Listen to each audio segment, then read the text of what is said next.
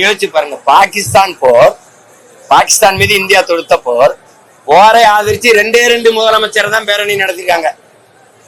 ஒன்னு டெல்லி முதலமைச்சர் பிஜேபி முதலமைச்சர், இன்னொன்னு தமிழ்நாட்டின் முதலமைச்சர் திராவிட மாடல் 2.0 முதலமைச்சர்.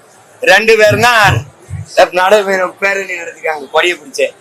ஆனா அவங்க எல்லாரும் சொல்றது மற்றவனை எல்லாம் பிஜேபி பிடிஎம். இத்தனை பிஜேபியோட கூட்டணி வச்சிருக்க ஐயா சந்திரபாபு நாயுடு கூட போகல, நிதிஷ்குமார் கூட போகல.